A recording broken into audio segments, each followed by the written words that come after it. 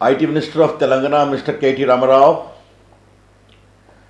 Country Head of Intel India, Niviti Roy, Director of Triple IT Hyderabad, P.J. Narayanan, ladies and gentlemen. I am very happy to be amidst all the friends appreciative of AI in the All.ai 2020 Summit organized by Intel India along with the state of Telangana as the partner. India's digital story is now being globally recognized. The Prime Minister of India has always been very keen to empower ordinary Indians with the power of technology, bridging the digital divide and leading to digital inclusion so that we're able to transform the ordinary lives of Indians. India's vast digital profile of close to 1.21 billion mobile phones, 1.26 billion unique identification card known as Aadhaar, 700 million internet penetration, enjoying the lowest data traffic in the world. We're all part of this process to capitalize upon so that they becomes the vehicle of empowering the ordinary Indians and improving the quality of their lives. One particular statistics I can share with you all. As you know, we opened Jan Dhan account, bank account of the poor, close to 370 million, 37 crore, and started sending all the welfare measures directly to the bank account of the poor, known as DBT, Direct Benefit Transfer. In more than 400 plus welfare schemes, we sent close to 11 lakh, 12 lakh crore, $172 billion into the bank account of the poor under these welfare measures, and we saved close to 1.70 lakh crore, that is approximately 23 billion US dollars, which used to be pocketed by middlemen and fictitious claimants. Our approach was to reinforce the ecosystem of public digital architecture, be it the GSTN platform, be it the Aadhaar architecture backed by a proper parliamentary law with due regard to privacy, be it the Ayushman Bharat initiative to give quality health care to millions of Indians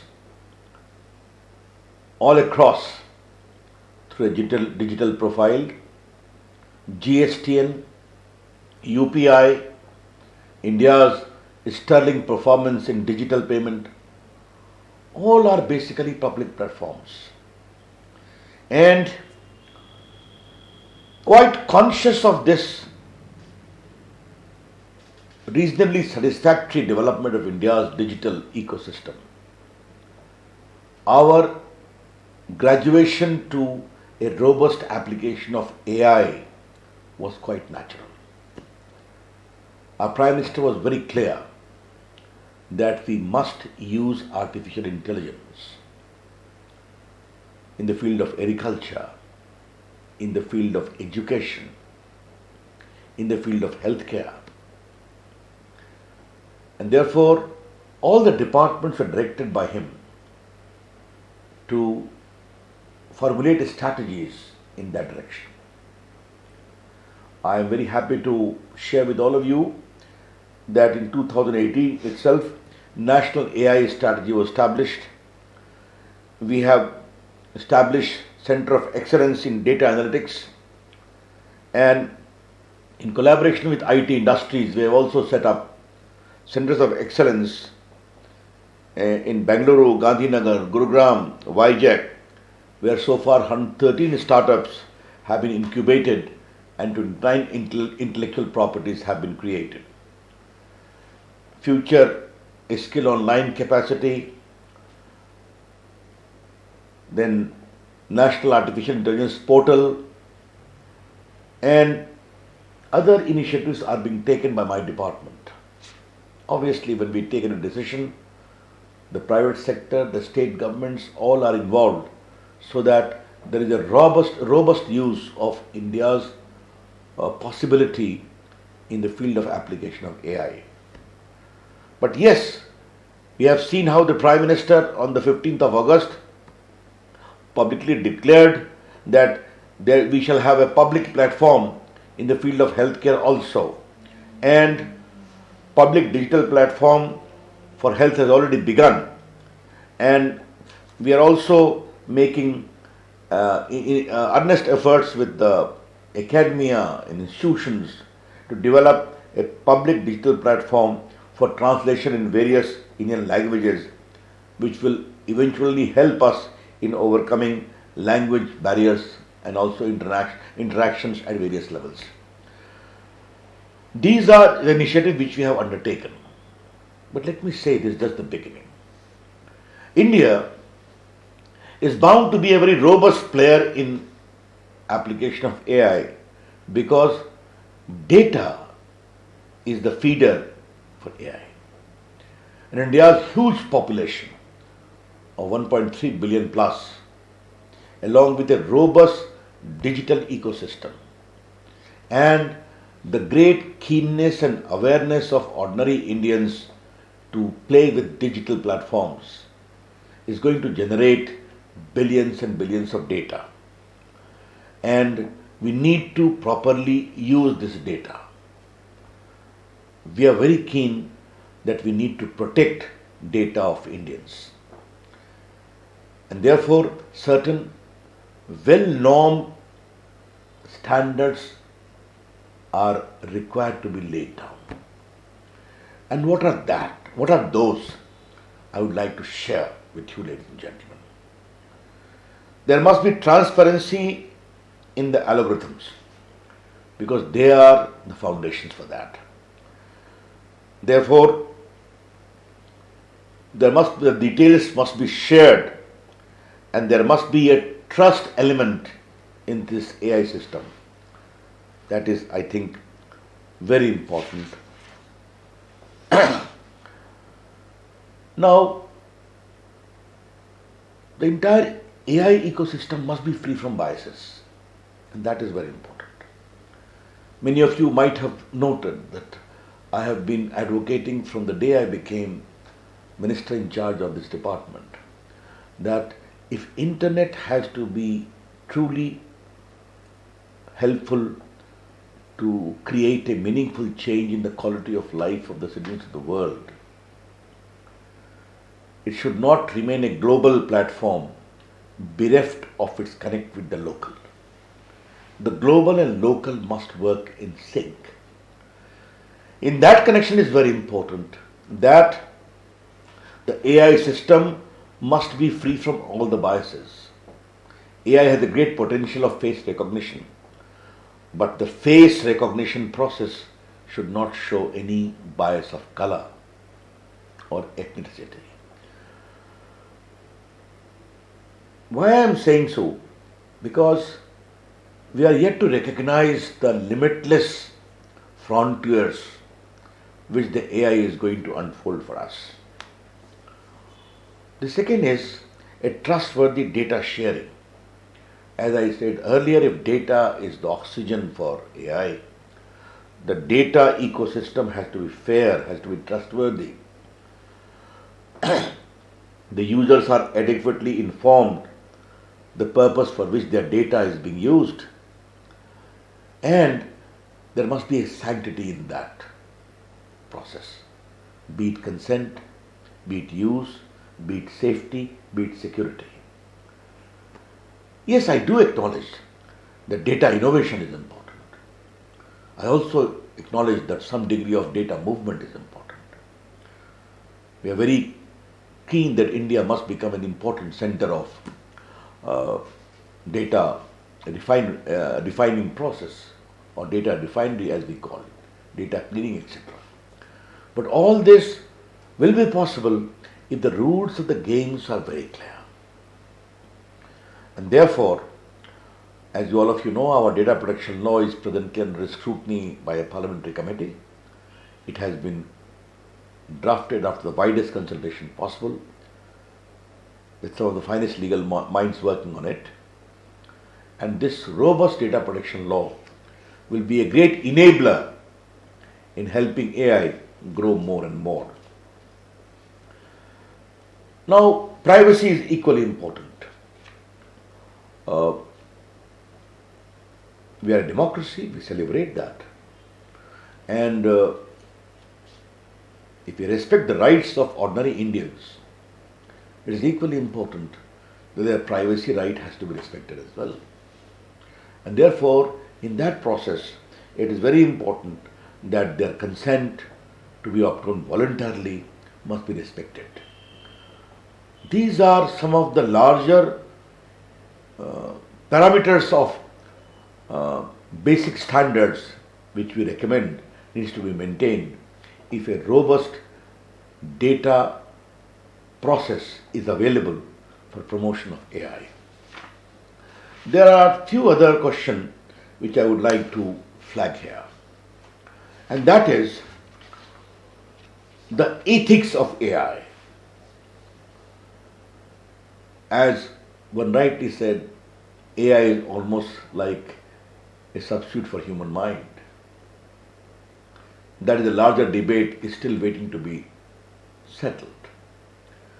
But human mind is also important for its consciousness, for its adherence to ethical values. Application of AI should not be in a manner that these basic time-tested attributes of human existence are not lost. This we are very clear. Second, as our Honorable Prime Minister rightly pointed out very recently, that AI should not be used as a means for weaponization. That will be a sad day, because there is enough tension in the world already. But if digital instrument is being used for improving the quality of life of the people of the world, it obviously means that AI should not be used for weaponization at all. That we will firmly oppose. How we use AI for social empowerment? It will be used only and only when AI become a bridge between the human and the machine. That is very important. We acknowledge the use of AI. We acknowledge the vast frontiers which AI is going to unfold. But the ultimate benchmark of success of AI would be as to how far it leads to social empowerment. And as I have been advocating in the case of Digital India will never succeed unless and until we create a situation where Digital India leads to digital inclusion, where the ordinary people feels the impact of its worth. And this inclusion must be achieved through technology which is homegrown and also inclusive in character, developmental in character.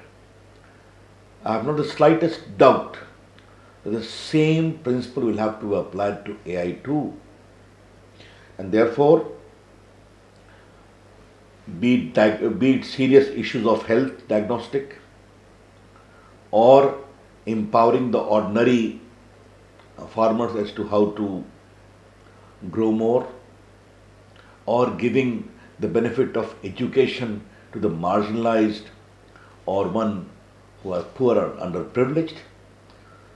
These are some of the frontiers we see where AI should work to enable improvement. As I had said in some of the other interactions, my view is very clear. Those individual or corporates, entrepreneurs or innovators who are working with the business of AI will have no issue if they create more, they serve more, they deliver more and earn more. But the real benchmark of success in our very considered view would be only and only when their effort brings a smile on the faces of ordinary people. That should be the real benchmark of AI.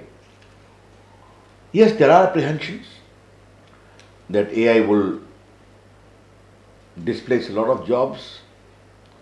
It is important to convey in unmistakable terms the impression that if some jobs will go, more and more will be created. AI may displace existing jobs, but AI would multiply more and more jobs once the entire ecosystem unfolds, as has been the case of the entire digital ecosystem. I think this is very important to be appreciated. Lastly, I would repeat the way the boundaries of AI is proliferating in India or in the world, we are going to witness its limitless possibility and potential. We need to be aware of the challenges within. Let me give you a very interesting example which always confronts me. The application of AI excites me as an IT minister. Say, the driverless car. But it also concerns me as the law minister that if a driverless car causes an accident, who is accountable? Who is responsible? The driverless car or the owner of the car, who is not in the car at all? These are some of the challenges which will have to be responded to when this journey of this great new intellectual invention of human mind unfolds itself in full detail. I am very happy to note that the government of Telangana, IIT Hyderabad and Intel India have taken initiative to promote AI by setting up Applied AI Research Initiative anchored at IIT Hyderabad. I compliment this initiative. I only hope that this will bring in multiple relevant institutional help to unfold new dimensions of the application of AI in solving our problems of smart mobility, of quality healthcare, of capacity building, etc., etc. I wish my greetings to this initiative. Let me conclude by entertaining a fervent hope. The interaction in this great AI summit would become really meaningful if the result of this elaborate interaction, which I notice in the coming days, would be helpful to concretize the frontiers of AI in a more meaningful manner, which is useful for the government, for the private sector, and most important, for ordinary people. That's how I see the application of AI. Thank you. My greetings once again. Jai Hind.